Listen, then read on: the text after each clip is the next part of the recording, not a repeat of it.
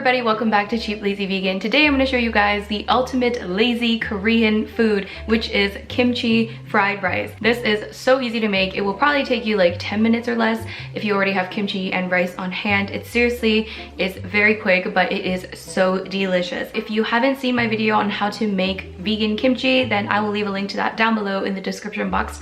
So make sure you go watch that and make yourself some kimchi. So this is a great way to use up some of your over fermented kimchi, maybe your kimchi that has been sitting in your fridge for like a long time and it's getting a bit sour. This is the best way to use it. Without further ado, let's get started with this video.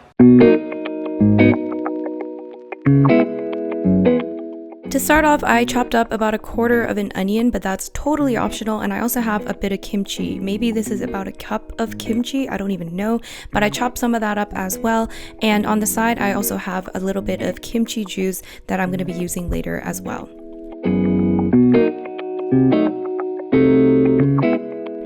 Now on a frying pan, I'm just using a bit of water to fry everything, but you can use oil, it's totally up to you. But can we just take a moment to look at this water right here? The one just coming down. It's gonna dance, guys. Look at it dancing. Oh, I just killed it with the onions.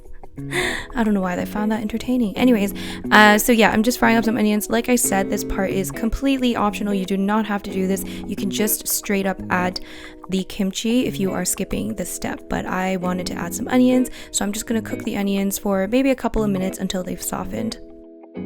Alright, so now we can add some of the kimchi. So you can add a bit at a time and just add more as you go. It's totally up to you.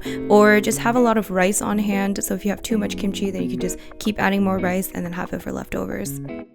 The amount of kimchi you use is going to be dependent on how spicy you want it, obviously. And I'm just going to add some more. You'll notice I keep adding more as I go. And this part shouldn't be a surprise to you. I'm just crumbling up some tofu. I believe this is firm tofu into the mixture. Once again, this is completely optional. I just like to do this for some added protein and also because I think that it gives it a nice eggy texture. So then I'm just going to cook this on medium to high heat for a bit. Maybe for like, I don't know, a couple minutes. Add some more kimchi as I go. So now the kimchi should have shrank a bit and it should look something like this, and then you can just add the rice. Now, if you guys know the rule about fried rice, it's always better to use rice that's a bit older, so a day-old rice works best. But you can use fresh rice if you want. It's not like the biggest deal, you know what I'm saying? So then we're just gonna mix it all together.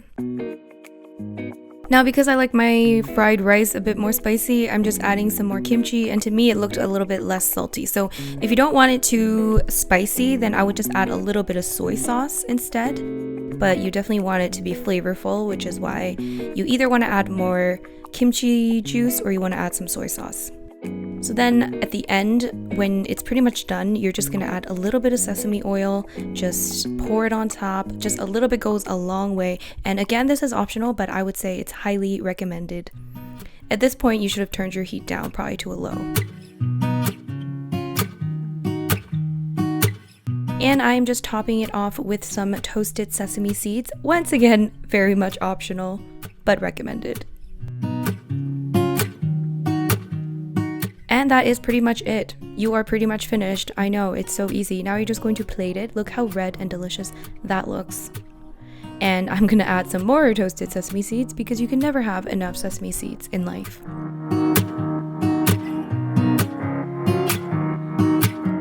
And that is pretty much the finished product, but I am just going to add a few pieces of roasted seaweed on top. Once again, very optional, but it is delicious to add if you have it on hand.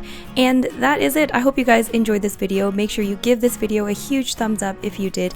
Make sure you subscribe if you haven't already. Let me know down below what you thought of this recipe, and I will see you guys in my next video. Bye-bye!